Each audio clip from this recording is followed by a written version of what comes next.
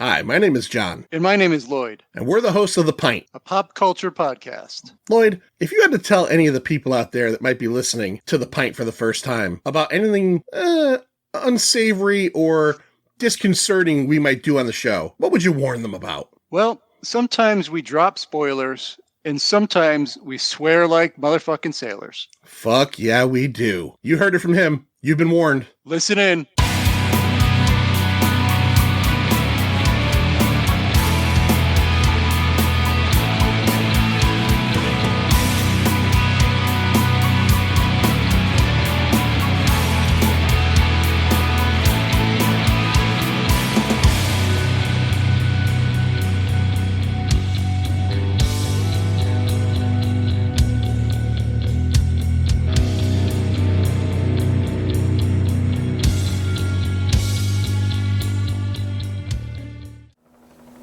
My agents forged documents and gained entry to the Ministry of Truth. Thought crime is death. Production figures. Thought crime does not entail death. I deliberately passed Thought crime all is death. truck accidents, but the result, I have committed, many soldiers even before were setting killed pen and to many paper, others were wounded in their the essential crime that contains all others I in also itself. spent many hours of my free time encouraging my agents to deface party posters and hoarding announcements. Welcome to Anniversary April here on The Pint. My name is John. My name is Lloyd. That's right. This year, 2024, will be 7 years on April 23rd for The Pint. Manster, you starting to feel old? You jumped in within a couple... You were there at the beginning, but you jumped in full-time like within the first 2-3 years. How do you feel? Was it like episode 76 or something like that? It was. I don't know how it worked out this way, but 1 through 75 was me and John. 76 through 150 was the three of us, and 151 until now. Might I add, the longest iteration of The Pint has been me and you, and we're at about three. If I'm figuring this right, we're at about 329 with this episode. So damn, yeah. So 7 years, anniversary April, and all month long we're going to be doing movies that are celebrating an anniversary of their own, and this is also an insider request. That's right, our Pint Insiders that you can find over on Patreon/The Pint. They get to request episodes. Now, this is an interesting one, and it ties into a whole nother thing that I'm going to mention right now. Last year, on the 7th annual live stream for The Cure, we were doing our shtick, we were doing our thing, and at the very end, I don't remember where we were at money-wise. We were doing pretty well. I said, if anybody jumps in and drops some cash right now, we'll do some episodes for you. And Julio from the Contrarians dropped a couple $100, I believe. I gave him 4 episodes to pick. I still have them. You know how life ended up last year wasn't great exactly, so we kind of fell off of that. But he asked for 1984, which we'll be talking about today. He had apparently bought the Criterion Blu-ray and was like looking for an excuse to watch it. So okay. Thanks for keeping it sealed for an extra year almost. But the pint comes through. So Damn. That's what we're doing. We're talking about 1984, and the actual title of this one is spelled out with the letters 19, N-I-N-E-T. Is it? Okay. Yeah, that's what comes up on the screen. Because I've seen it both ways, so I was wondering which one was official. I went with what was on screen, and what is on screen is N-I-N-E-T-E-N, right. Blah, blah, blah. Yeah. From 1984, so let's talk about that. That's the signal! Go, go, go, go, go! All right, so before we get right into it, I did want to just kind of connect to what I just said a second ago. We've mentioned this on the show a few times, but we have a date now. Live stream for The Cure, the 8th year. They've raised $90,000 so far. This year they're going over 100K. Okay? We have our time slot. Now this year we are going under the Stu World Order banner. I suggested it to Stu. Stu's got a popular show over there, and I said, why don't we do it under your name, and maybe more people that are looking for you will come, and the pint people will come, and it'll be a great, it'll be a great thing. A conflagration. I was looking for that word, and I'm not even shitting you. That was the word I was looking for. Really? Yeah, I was going to say a confluence. I think I was going to say, but you just what's the word I'm thinking of now? I just read your mind. Yeah, you read my mind, but you conjugated it a little bit differently than me. There we go. Yeah. But we got it. You conjugated the confluence and the fucking whatever. But you did it, Manster. You did it. You reached into my head and you reached in there and you grabbed Ready for something this? good. Yeah, go for it. Haven't heard that in a while. That sounds like an anniversary right there. But yeah, live stream for the Cure, number 8, happening in the end of May, going into June. It ends June 1st. I think it starts May 29th. Okay. So remember, it's to fight cancer. Obviously something major on everybody's minds. Our slot with Stu is Friday, May 31st at 8 p.m. So we encourage you now, since it's early, it's only April, maybe make sure to write down your calendar so you can hang out, you can watch us live, you could donate. If you can't watch us live and you have so many other people you could watch. You could watch the Contrarians, like I just mentioned, Julio. You could watch So Wizard on Saturday afternoon. You could watch the perennial people that end every episode or end every live stream for the Cure, The Countdown with Paul and Wayne, which, by the way, Manster, I hate to throw this out there, they're ending their show at 500. That's why we don't have nice things, Pepper. Get out! I'm a little bit behind on my listening, and I knew something was coming because I heard a little cue in one of their other episodes. Yeah. Bummer. Yeah, Good for 500. them, though. They did that for like 10 years. Yeah. They owe nobody anything, and they put out nothing but great content. I messaged Paul the other day and told him how much I appreciated him, how much we appreciated him, and he made sure to ask that me and you do a episode with them before they end again. So perfect. I told them we were 100% in. But anyway, so we're running off there. So just go to live stream for the Cure when it pops up. Donate at any point, as long as you donate. But we would love to see you at 8 p.m. on May 31st with Stu World Order. All right. The reason I wanted to bring up all that, like, really kind of like, even though the countdown's a little depressing, I wanted to bring up live stream for the Cure because that gives me some energy, is because we're talking about maybe one of the most depressing movies we've ever done here on the Pint. Thanks, Julio. Thanks, Julio. So 1984, which I'm not going to say is a remake because there was one in the 50s, but I'll say this was another adaptation of a classic book, obviously. I've got a couple release dates here. It was released in the UK on October 10th of 1984. October 10th, happy birthday to my wife, Lindsay. Love you. March 22nd, 1985 in the US. Okay. Now it was also released in December of 84 in New York City only, so that it was eligible for the 1984 Academy Awards. Right. So confusing. That happened in this stuff up. Yeah. It happened in 1985. Written and directed by a guy named Michael Radford. Il Postino, the Postman, he directed that. A film called White Mischief, and B, Monkey. Il Postino was nominated by the Academy for Best Director, so this guy has a Best Director nomination going there for him. Yep. Originally, Radford wanted to make this film in black and white, but the studios were not feeling it so much, so they did this thing. Him and Roger Deakins, the cinematographer, who's a famous cinematographer, done a lot of things, called a bleach bypass. Manster, did you read about this? Do you recall we did another movie with a bleach bypass? I didn't recall it until I read this and wrote it down, but would you be thinking of Minority Report? I sure would. Yes, yeah. And also Saving Private Ryan. Yep. Spielberg did it twice. Can you describe the bleach bypass at all, even to the most simple, I guess? Boy, I just remember the term, but I didn't really research it. But I think they take the film and they literally do some sort of bleaching on it, and it washes out the coloring. It has something to do with actually injecting and or taking silver out of the final film. Okay. So that it gives it more of a washed out look. Because this movie does have that look. Minority Report really has that look, but that was also 20 years later, and I think it was probably perfected at that point.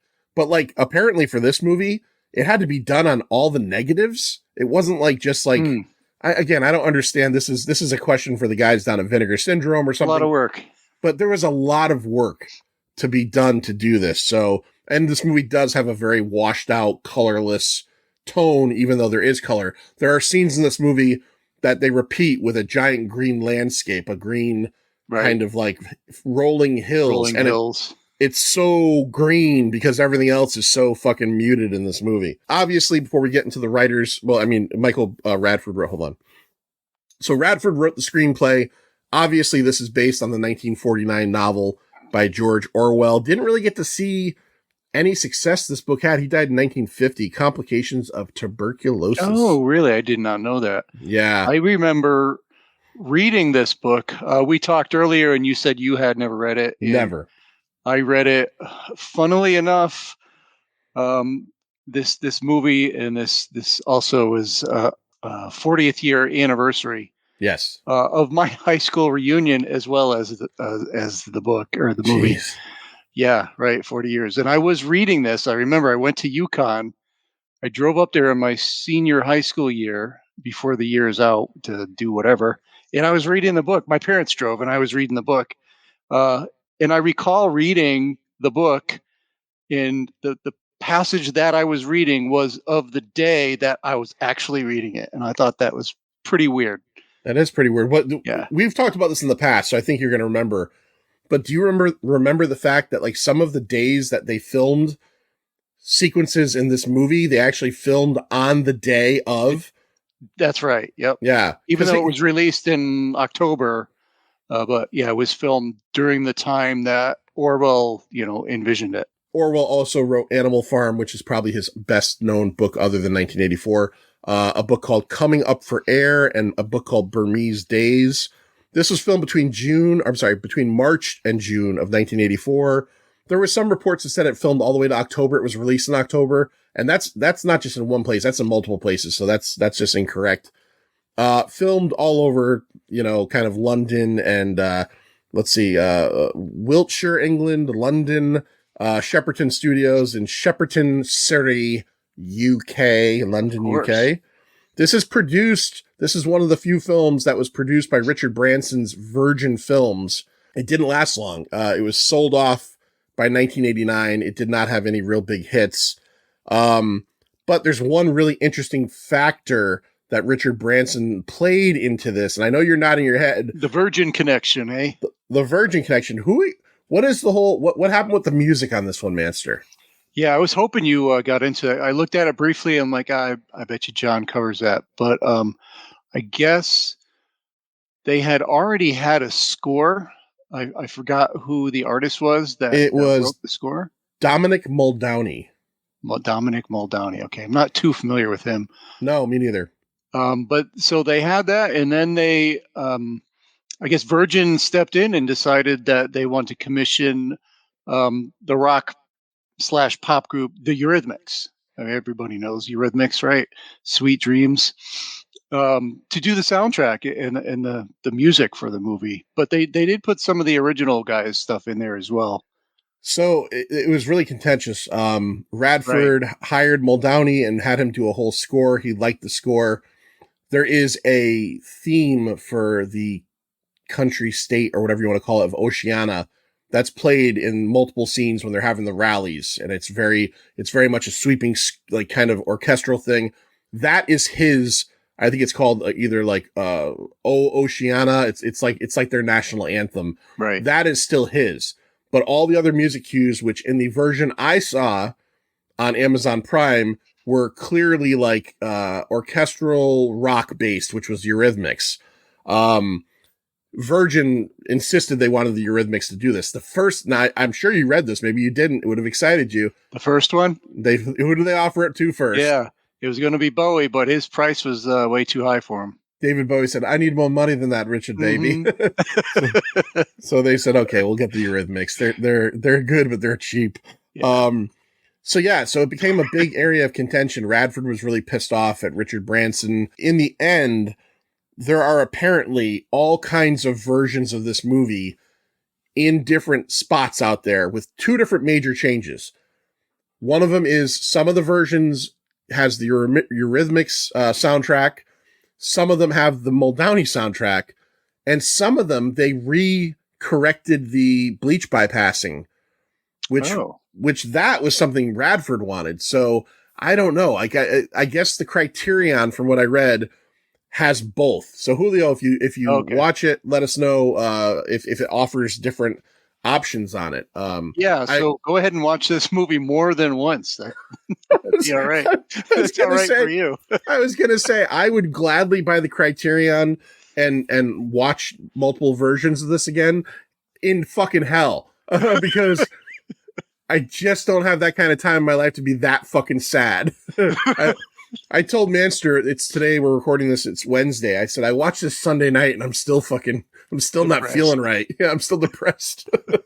All right, that's it for the production stuff, Manster. Let's talk about the cast. My God, it's full of stars. Yes, it's full of stars. Not really. It has one of the best actors ever. I would call John Hurt as Winston Smith. I guess Sir John Hurt, right? Because Yeah.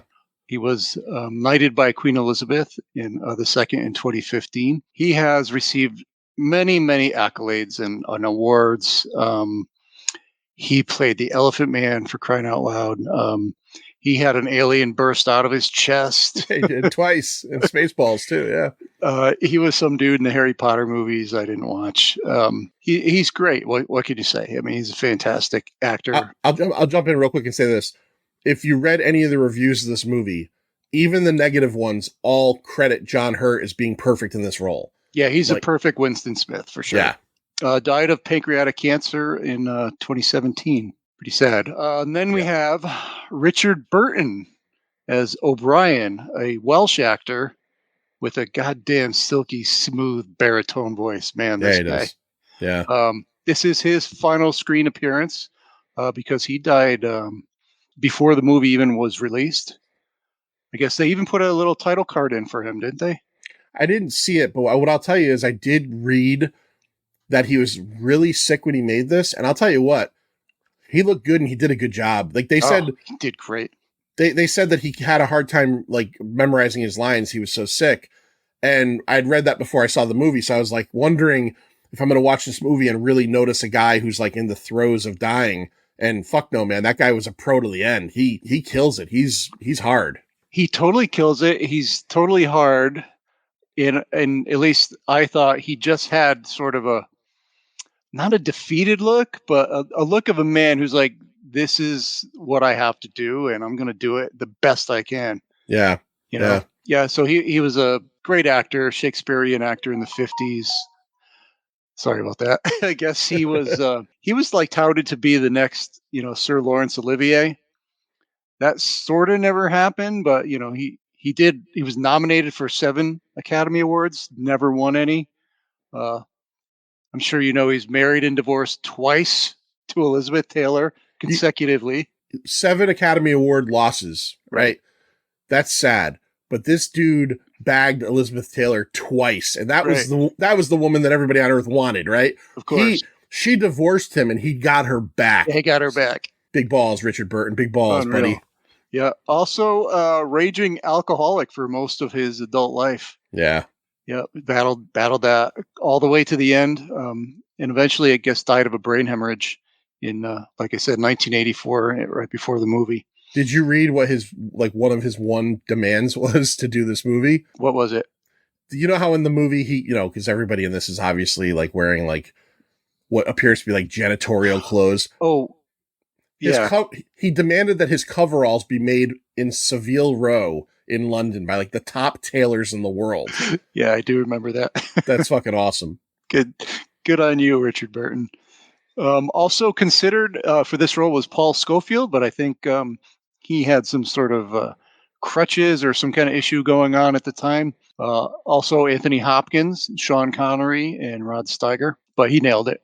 So moving on, we have Susanna Hamilton as Julia. Now, do you know her from anything at all? I know her bush. That's about it. Right. You're right. I was going to say she's an English actress who loves to walk around and show her bush and her boobies, and that's fine with me. So she was in Tess, Brimstone and Treacle with Sting. I don't know if you remember that. For some reason, that movie sticks in my head. I've never seen it, but I've heard the name because I know Sting is in it. Yeah. Yeah. Out of Africa, another bigger movie. Her performance was really good. I liked it. But it was kind of overshadowed by, first of all, the death of Richard Burton and by the whole film score controversy. So she Yeah. just sort of got lost in the mix. So I don't know if that had anything to do with her not so big career, but the rest of these people, probably nobody's going to know. Cyril Cusack as Mr. Charrington. He's the guy who gave Winston the key to the room. He's an undercover thought police. Yeah. Yep. He's basically another, like, one of Ireland's finest thespians. A lot of Shakespearean stuff with these guys. Then we have Gregor Fisher as Parsons. He's in several scenes with Winston. He's the slightly chubbier guy. He's in jail with him, and as a thought criminal. Yeah, the guy that tries to sell him out. Yeah, yeah. Take him. Yeah. Yep. And he's like, yeah, my daughter turned me in. She was right to do it. I didn't even know I was a thought criminal. This movie, never having read this book and only knowing what it was about from a surface level, man, just everything in this movie is just fucking, it's so hard to fucking watch and wrap your head around like a place like this. Oh yeah. Especially in the end, the last 15 minutes. I did some deep diving on him. He's also in the movie Love Actually. Which Never saw it. I would say most people are familiar with that movie. Then we have John Boswell as Emmanuel Goldstein. So he's the face of the rebellion, basically. British actor. He is known for playing the Wyvern in the Pirates of the Caribbean Dead Man's Chest. I haven't seen Dead Man's Chest in a while, so I'll have to, I'm not sure which character that is. Then we have, I certainly wouldn't know because I only watched the first one. Then we have Phyllis Logan as the telescreen announcer, the voice, the woman's voice who you just hear constantly throughout this. Funny story is, I was down here doing a little research and Candy came down and I had her up. She goes, "Oh, I know her, Phyllis Logan." Like, you do? Yeah, she's in Downton Abbey. She's the head maid of all the female servants.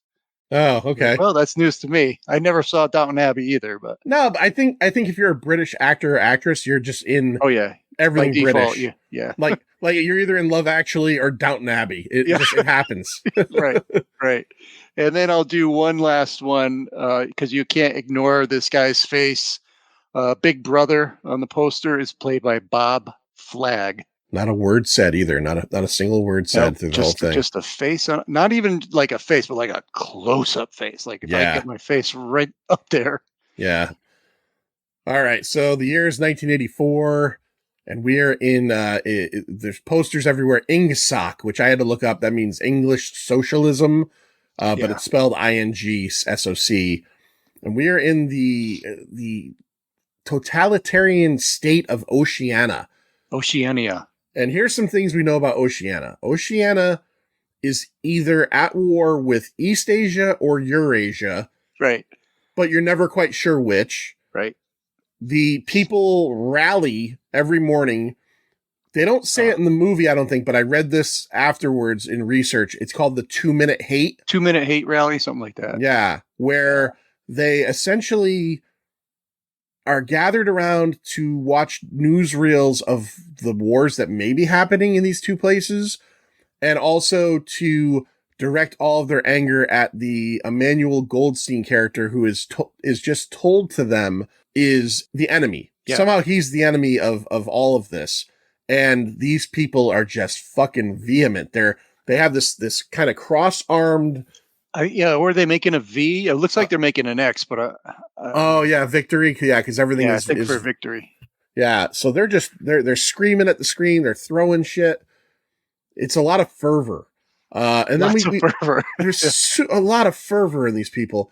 And then we kind of meet Winston Smith, who, as the movie kind of moves along, Manster, we learn that he's not exactly on the same page as everybody, right? Right. He's got a unique job. Well, maybe not unique in the book or in the movie, but his job is to rewrite history. Those scenes fucking, I mean, again, I know what to expect from a story like this. I've seen Brazil, which is kind of like the idea of this. I've seen other things. So, Manster, explain his job. So, yeah, he sits there in this tiny little cube. They've all got their little Ingsoc like computer with a screen of Big Brother glaring at them. He's got a little furnace in a teleprompter, whatever kind of futuristic thing that, they thought would look like in 1984. And what is he? He gets like articles, and then he gets a news feed like what has been changed. So he like changes the writings of whatever it was, and then he burns whatever was there before. So the idea is like he takes a newspaper that had already come out, Yeah. and there was a person in the newspaper who did something heroic. But now that person has been deemed an enemy of the state or unpersoned, which they call it in this. There you go. So his job now is to somehow update that same story with a new person involved in it, and I guess redistribute it. The central idea behind all of this is that you're told what to think, how to think, when to think. So I remember reading in the book a lot more emphasis was put on the unspeak or newspeak. I forget. I mean, I think there's two terms actually, right? There's a couple. Newspeak, yeah. And I remember a lot more emphasis being about that. And I remember they were eliminating words. They were eliminating like negative words and putting "un" in front of a positive word. Yeah, well, in this, they don't get so far into it. Yeah. But there's the whole conversation they have at lunch where they're all excited because the next version of the dictionary is going to be half the size of the current one. And they're so excited about it. Like, why do we need so many words? Yeah, well, if you have a government that wants you to not think for yourself, you just limit the amount of words you know. That's a good way of doing it. And, they also were talking about procreating. How great it was going to be when, you couldn't have an orgasm anymore. Yeah, like the elimination of the orgasm they're going over.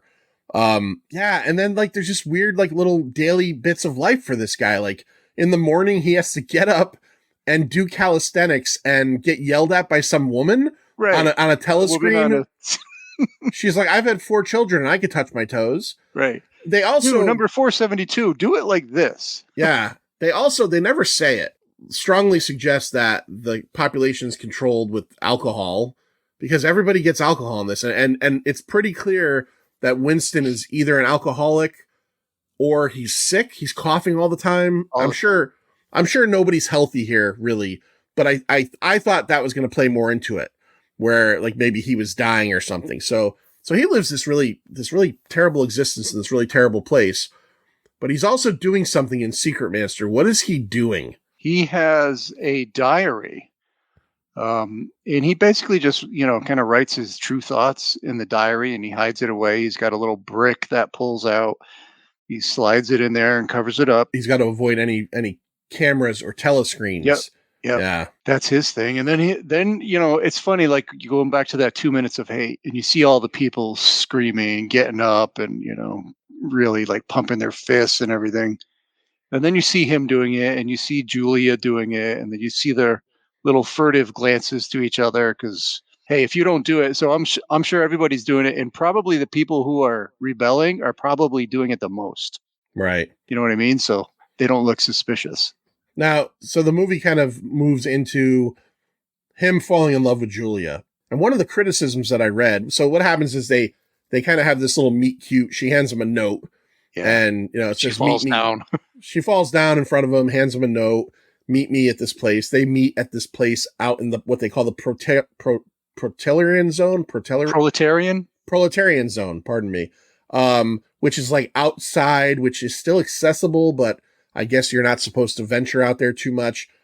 And they kind of share ideas and end up having sex. By the way, I want to point this out. The Pint now has done 2 movies back in, I think, the end of 2022 during one of our Forgotten Takeovers. You weren't there, Manster. It was me and the Mikes. We did the Osterman weekend. We have now done 2 movies where John Hurt lays pipe. I never thought I'd see a movie where John Hurt bones somebody. And now I've reviewed 2 on a podcast. So I'm proud because incredible. He bones the fuck out of her in the grass. We start to launch into this whole kind of like love story between the 2 of them. And they have these little liaisons. He rents a little apartment above an antique shop that he frequents where everything is $4, if you noticed. But one of the criticisms that I read about the movie was, well, they didn't get this from the book right. They didn't get that from the book right. But one of the ones was mainly geared at the love story. And they're like, well, they don't really give you a lot of time for them to fall in love. I don't agree with that. I think in this fucking world where everything is so muted and most people don't care to feel anything, if you even just locking eyes with a woman is enough to fall in love. That's enough to fall in love. That's I it. totally agree. Yeah, I read that in multiple places, and I think they missed the point. He doesn't love her for who she is or for the reason we love the people we love. He loves her because she seems to feel the same way as him. Yeah. You know, they showed earlier his most what was it? His biggest moment of any kind of connection was he banged a really skanky hooker in the on like a cot or some shit, right? Oh, that was skank. Yeah. Yeah, she she pulled her fucking skirt up and you could see the fucking scurvy on her puss. It was gross. You could. You actually could. I'm like, oh, is that scurvy on your puss? That's nasty. Yeah, and she felt the same way because I remember wasn't it during their first meeting in the woods, and he said something like, have you done this before? She's like, yes, and I forget what he said. Like, do you like to do it? And she's like, I adore it. I adore it. Now, okay, so a bunch of the movie follows this portion of it. Some other weird things start to happen. The O'Brien character, the Richard Burton character, who seems to be on the up and up. He seems to be one of the party leaders. He takes an interest in Smith as well. And he invites him back to his office at one point. Right. Where he has the option of doing something that nobody else has the option of doing, Manster. What was it? what blew John Hurt's mind? He gets to turn off that damn screen with the lady just spouting all kinds of statistics over and over. Yeah, 4 million soldiers dead. She's just constantly talking. It's the soundtrack to this movie in the background. If you just pay attention, it's constantly in the background. And he gives him a copy of what he claims is the next edition of the dictionary. Right.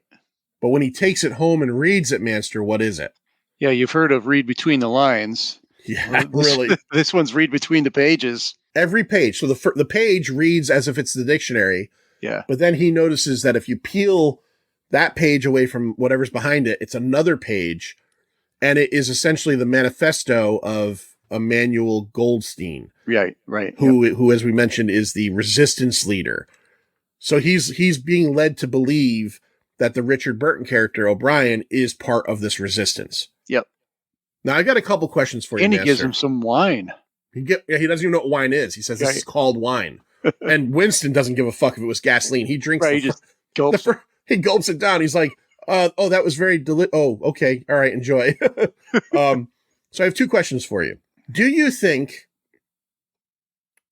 So, okay, hold on. O'Brien ends up, as we're going to find out, not being a member of the resistance. He is basically setting Smith up to make him an unperson. Apparently this is what they do. It seems like a lot of work to do this one person at a time, but that's what he seems to be doing. And he does do it. We learn that. He's not a good guy. But we never learn definitively, do you think she was in on it too? Or do you think that even through the end, I couldn't tell if she set him up or actually was in love with him from the beginning? I question the same exact thing.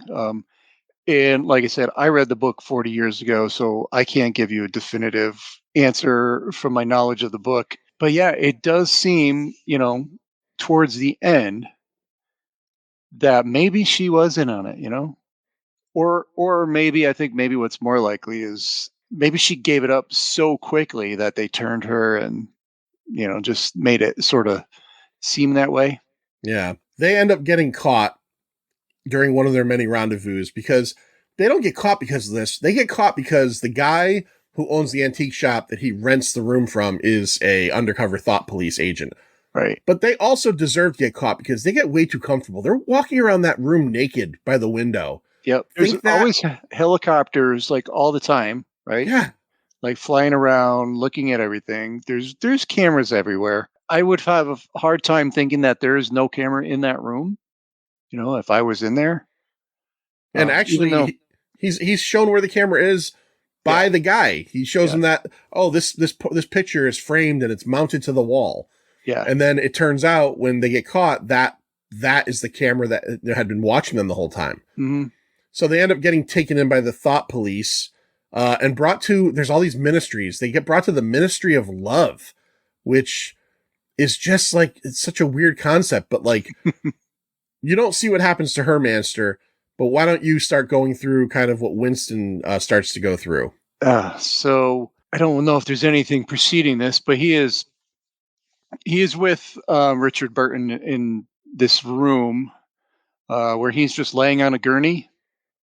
Before he's laying on a gurney, I want to mention this. Yeah, what was before that? They intake him. He meets up with his chubby friend who has also been brought in as a thought police, or by the thought police, and who says like, my daughter ratted me out, but I'm proud of her. And then when they come to take one of them, he's like, take him. It was him. That's right. Yeah, but that was funny. When they do take Winston in, they shave his head, but in the most painful manner possible. Oh my! They shave his head just by chopping it with scissors. Yeah, like it looks nice and neat at the end, but oh my god, that must have hurt so bad. It could not have, like, even if they gave him a buzz at the end, sure just they were even like it out. Well, rusted scissors too. And he just looks so fucking miserable. Yeah. But yeah, so he ends up in the room on the gurney, right? And it's just Richard Burton. He's laying down on his back, and Richard Burton's above him, looking, just looking like not an ounce of love or any feeling, in his eyes at all. And just the basic, how many fingers am I holding up? What's 2 + 2?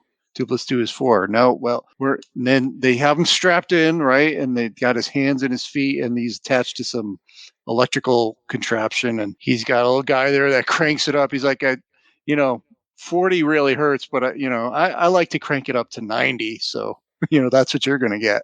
Yeah. And basically tells him it's not enough to like just say, all right, 2 + 2 is 5. And I love Big Brother. You have to actually love Big Brother. That's what we're doing. We're going to get you to the point where you love Big Brother and know that 2 + 2 is 5. And then we're going to kill you. Yeah. You're going to be an unpersoned. There will be no history. There's no future. There's no past. You're just an unpersoned. Because they show earlier in the movie, like the executions that are, carried out where they bag people's heads and blow them away on TV. Oh yeah, lots of scenes like that. They show one scene where the 2 little kids are watching it, and remember, Smith goes into the room where the 2 little kids are, and the little boy says, "You're a thought criminal." Yeah, right away in the beginning. Yeah, so like the kid knows, but he goes, "Are Winston says to O'Brien, so are you going to put a bag over my head and shoot me?" He's like, "No, I'm not going to do that." He goes, "First, I'm going to correct you. Right. I'm going to make you understand, like you just said, that it's not enough to say." Like, he knows what he's doing. He's holding up 4 fingers. How many fingers am I holding up? 4. Winston doesn't want to go down without a fight, but he keeps saying 4, and he's saying, no, it's 5. There are 4 lights!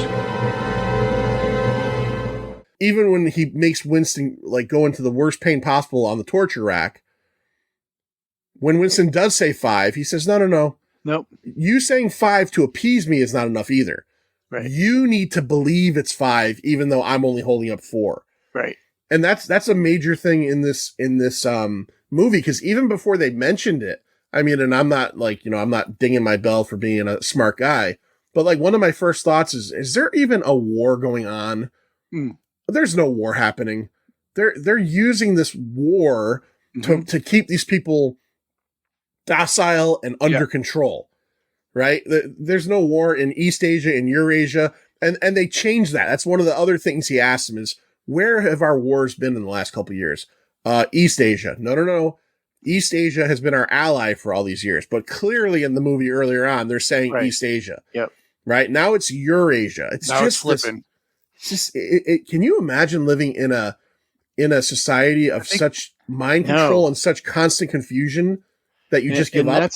That's the part when I'm watching this movie that just, because when you start thinking about it, like how can you do that to a person? Just completely break their mind and their body and just have complete control over them. I think that's one of the lines, right? Something like the power you have over people is making them suffer.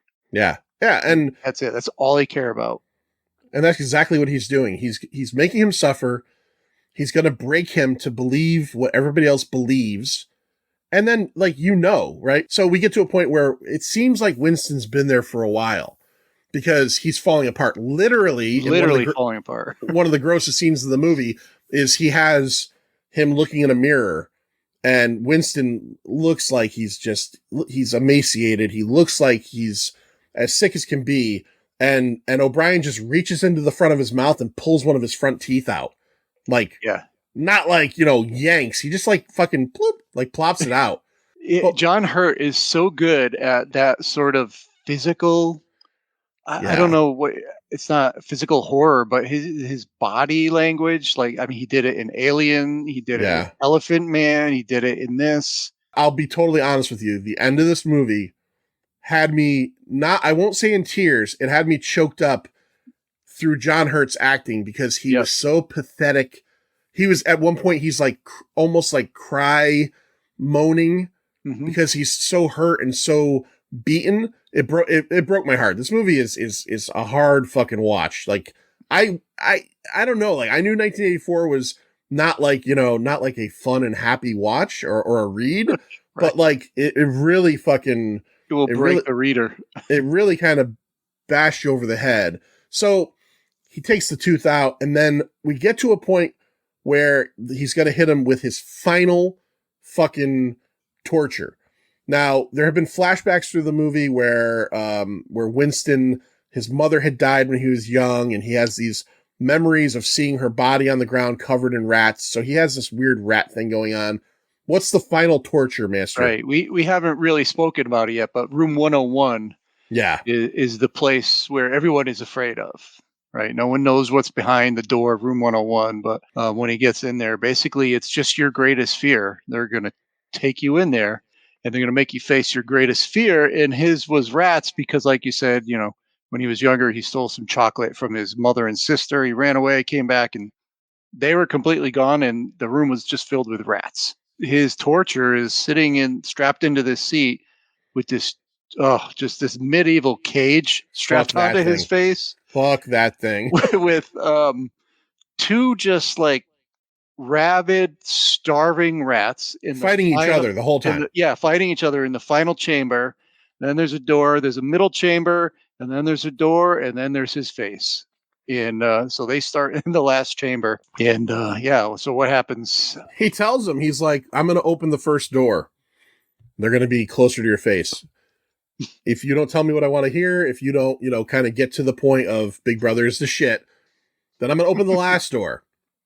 And he goes, and I'm going to tell you what, they don't do it every time, but most of the time they go for the eyes. Yeah. And when they go for the eyes, they burrow into your fucking skull. And this was one of the parts where I was like feeling for John Hurt. I mean, he's a good actor because he is freaking the fuck out. Oh my God. And I'd be freaking the fuck out. At this point in the movie, was Julia in the room or was he imagining her? He imagines her. He's like, he's looking through the cage and she's almost like, maybe it was a nurse actually like putting stuff on a table. He sees that person as her because he even says, I think he says, I love you. Right? And I think she might say it to him and he says it back to her. Do we even see the point where he breaks or does it just move to the cafe? No, I think it moves. Right. So now we end up in this cafe and he is back to full health. His hair is long again or normal. Even his tooth seems to be fixed in some way, shape, or form. Right. Yeah. And he is full on, apparently, indoctrinated into the Oceania Big Brother. He's sitting at playing. Is he playing chess at this point? Playing chess Julia? by himself. He's playing by himself. Okay. Julia was in the scene before that then. No. She's in this scene. He's sitting there playing by himself. Okay. And he's telling the waiter's whole job is to walk around and pour gin and tonic, I think. Right. Yeah. He tells the waiter to turn the volume up on the TV because he's excited to hear about because they announced they've won another battalion war in Eurasia or East Asia, which doesn't matter if I get it wrong because they don't get it right either. Julia comes in and she is very much the same as him. She seems to have been totally indoctrinated. They have this conversation. where like they're very much just like two robots talking to each other. Right. One of the best parts of the conversation is where they both just kind of casually say to each other how they threw each other under the bus. Yeah. Like, Oh yeah. she's like, "Oh, and I told them all about you," and he's like, "I did the same." Right. But then they have this moment at the end where she's like, "Well, maybe at some point we'll see each other again," and he agrees and goes back to his chess game and continuously listening to this broadcast. And part of it is he also sees the broadcast of himself, which Right. we've seen throughout the movie. We see throughout the movie different people confessing admitting their sins and right. Yeah, begging for, forgiveness or not begging for forgiveness, but basically saying this is what I did, and I'm an unpersoned, and I caused this, I caused that. And as Richard Burton's character had made it clear earlier, is that the Winston we're seeing right now, he's not free. He's just been made whole again, healthily, and also mentally healthily, or healthy. I don't know, is healthily even a fucking word? Whatever. He's going to be shot in the head. It's going to happen.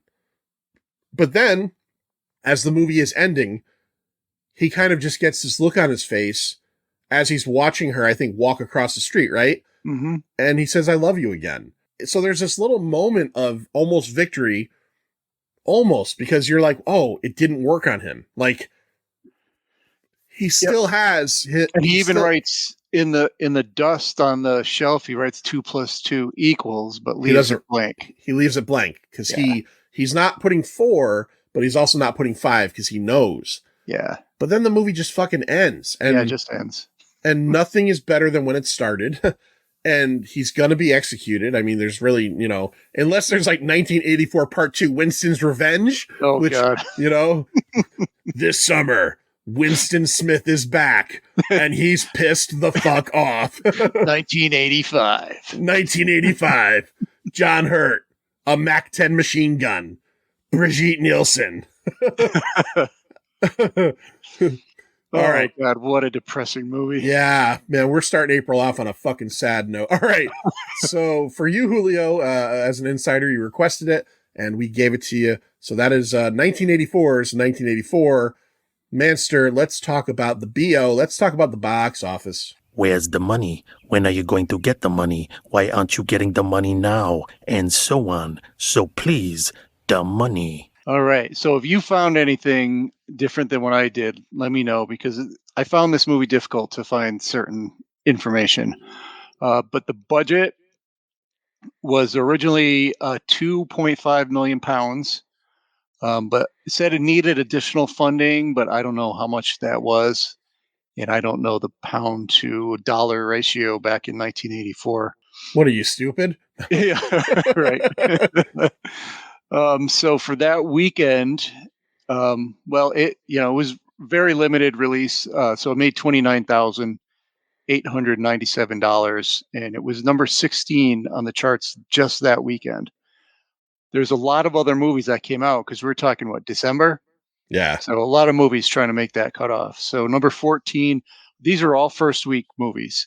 14 was A Passage to India. 7 was Runaway. Oh, we did that. Yes, I'm sorry. 6 was Starman. 5 was The Cotton Club, and number 2, appropriately, was Dune. Oh, okay. All right. Yeah. All right. December of 84. I'm sure number 1 was Beverly Hills Cop, right?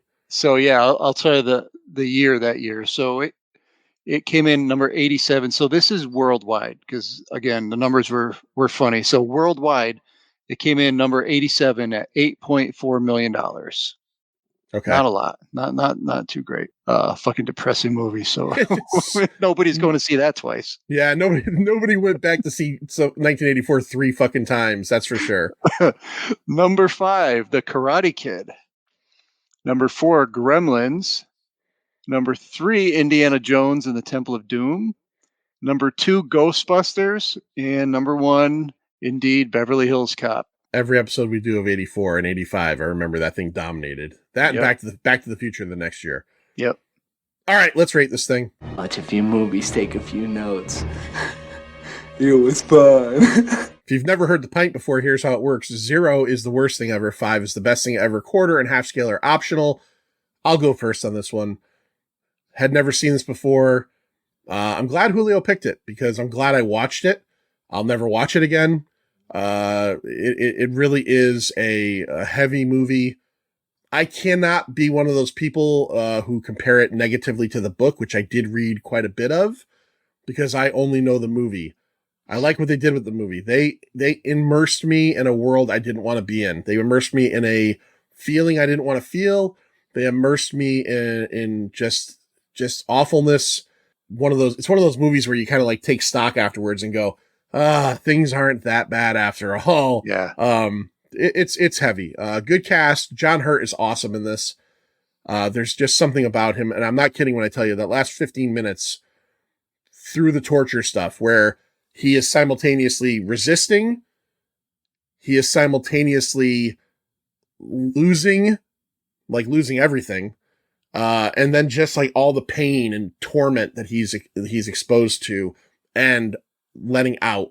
I'm not kidding, man. I was getting choked up. I'm a crier. I didn't cry, but I hate watching things, it's one of those things where it's like, okay, a torture scene in a horror movie can be fun because usually it involves some kind of gore effects or something. But when you get into the more realistic stuff, it's hard to watch people suffer. And he suffers in this, greatly. So a lot of good performances. Richard Burton is really good. Again, having read what I read in researching this and knowing he was sick and that he was having a hard time with his lines and they had to run scenes multiple times because he couldn't get it right, he kills it. They managed to make if it was heavily him and editing and directing, then they all did a good job of it. The look of the movie with that bleach bypass is pretty fucking good. It's not black and white, but it's just like everything, all the colors are sucked out of this thing. And like we said before, when you do have those images of him going through the door and seeing the green fields, it's so starkly different. It's very cool. Pops big time. So I'm going to give this a 3.5. I think this is a really solid movie. Definitely worth a watch if you've never seen it. Just make sure, you're not like having a really fucking great day. When you're having a really great day and you just want everything to go right and you want to go to bed in a great mood, don't watch this at the end of a really great day. Right. Maybe start the day off with this so things can only get better. Yeah, and don't watch it when you're really depressed either. No, no bueno.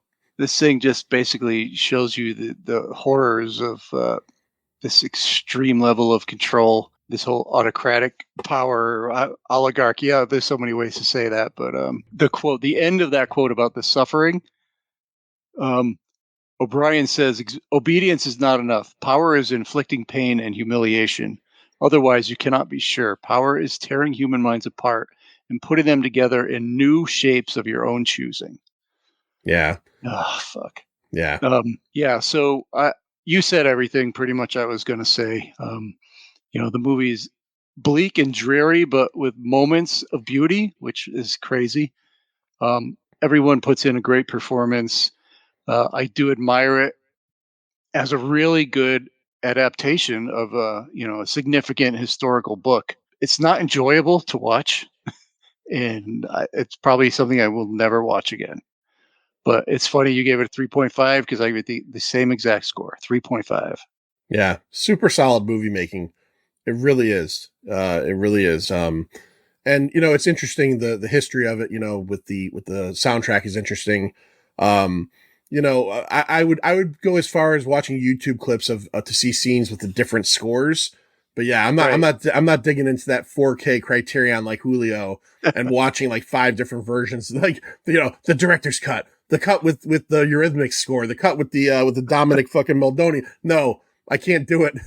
I can't do it. Well, I'm happy to give Julio a reason to break out that 4K or Blu-ray, whatever it is. Yeah, Julio, thank you for suggesting this way back during the last live stream for The Cure. And at the end of this episode, we're not going to talk about The Pint or where you can find The Pint. We're going to talk about live stream for The Cure again, May 31st, 8 p.m., Stu World Order featuring The Pint. And I didn't mention this, even a bigger bonus, Scary Larry Dwyer is going to be on with us. Yeah. So it's going to be a whole fucking thing. Topic of the day to be determined. To be determined. Stu's looking into it. It's got some games he wants to think about doing. So we'll be having a good time. Also, I want to point out that our good buddy Gary Viola, GI Gary as we call him here, he has a wonderful podcast called Chaplain's Assistant Motor Pod. It's all about GI Joe. It's all about the comics, the cartoons, the toys, the movies. He does everything. He even branches out a little bit because if you know anything about comics right now, over in Skybound Entertainment, there's that whole Energon universe, Void Rivals, Transformers, G.I. Joe are all in the same universe now. So he's been doing some episodes about that. So if you are a fan of any of that stuff, if you're a fan of just good podcasting in general, I want to point you out to go listen to Chaplain's Assistant Motor Pod. Gary does a great job. All I can say to that is, yo, Joe. Manster, say the words. See ya. It's over, Johnny. It's over! Nothing is over! Nothing! You just don't turn it off!